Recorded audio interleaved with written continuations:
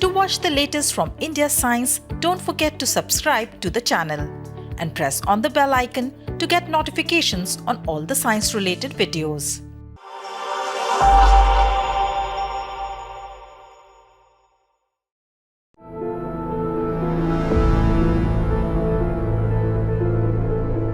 Hello, this is Bhagyashree Gupta and a very warm welcome to today's COVID Bulletin.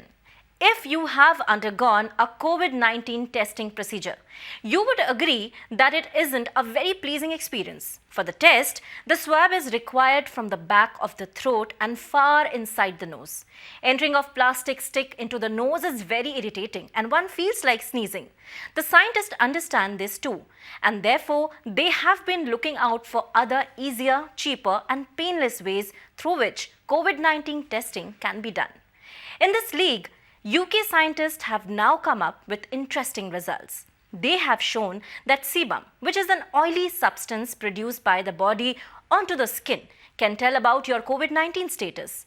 For this study, the researchers have collected sebum samples from 67 patients, of which 30 had tested positive for COVID-19 and 37 had tested negative. The samples were collected by gently swabbing a skin area rich in sebum, such as the face, neck or back. They found that the patients who were COVID-19 positive had lower lipid levels than the ones who were not infected. Based on these preliminary results, scientists suggest that checking lipid levels in sebum may be used as non-invasive means to test for diseases such as COVID-19 in the future. And if this diagnostic test reaches the market, getting tested for COVID-19 will no longer be a daunting task. Vaccination against coronavirus has started in various countries. However, people are still eagerly waiting for the corona vaccine, which can be given to children.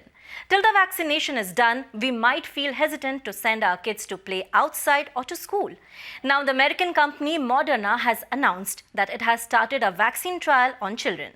The statement issued by the company said that children from 6 months to 12 years are being included in this trial, and the trial will be conducted on about 6,750 children in the US and Canada. During this trial, all children will be given 2 doses of the vaccine at an interval of 28 days. This trial will be done in 2 stages. In the first stage, children will be given different doses of the vaccine. Children ranging from 6 months to 1 year will be given a dose of either 25 or 50 or 100 micrograms at an interval of 28 days. At the same time, children from 2 years to less than 12 years will be given a dose of 50 or 100 micrograms of the vaccine. In the second stage of the trial, children will be given selected doses of the vaccine. Researchers will monitor children for up to 12 months after giving a second vaccine to test the vaccine's effect. An interim analysis will then be conducted on which dose of vaccine is best for children. Moderna is already conducting a vaccine trial on children between 12 and 18 years old. Let's hope that clinical trials show favorable results and kids also start getting vaccinated. The vaccination drive is undergoing, yet we all need to be careful as India is again experiencing an upsurge in the COVID-19 cases.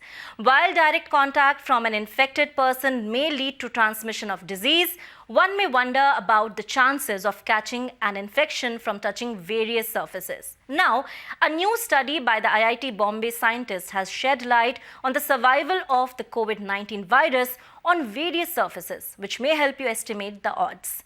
The researchers found that the virus survives for up to 4 days on glass and 7 days on plastic and stainless steel, 3 hours on papers and 2 days on cloth.